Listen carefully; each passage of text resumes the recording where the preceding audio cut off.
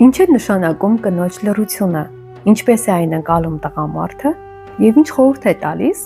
Ջոն Գրեյը։ Տղամարդիկ Մարսից են կանայք Վեներայից գրքում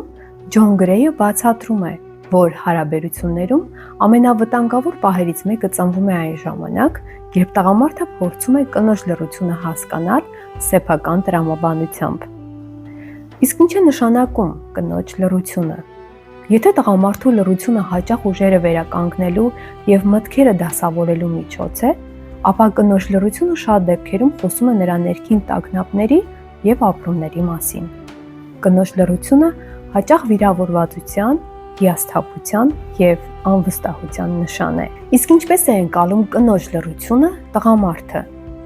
Եթե լռում է, ուրեմն ամեն ինչ կարգին է։ Եթե ասելիք ունենա, անպայման կասի։ Տղամարդը չի գիտակցում, որ կնոջ լռությունը հաճախ փոթորկից առաջ եղած դադարն է։ Անուշադրության մատնելով այդ լռությունը, նա ավելի է խորացնում կնոջ հիասթափությունը։ Եվ այսպես, ինչ խորհուրդ է տալիս Ջոն Գրեյը տղամարդկանց։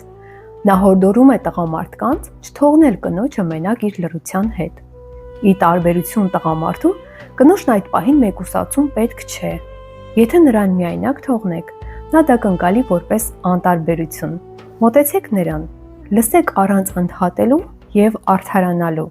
եւ անկեղծորեն ցույց տվեք, որ նրա զգացմունքները իրոք կարեւոր են ձեզ համար։ Ի վերջո հարաբերություններում լռությունը միշտ չէ որ խաղաղություն է։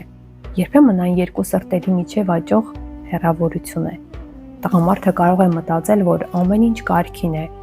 իսկ կինը, որ իրեն չեն հասկանում։ Եվ այդպես էլ երկուսն էլ լռում են, կորցնելով միմյանց լսելու հնարավորությունը։ Շատ հարաբերություններ չեն ավարտվում սիրո բացակայությունից, այլ այն կարևոր խոսքերի պատճառով,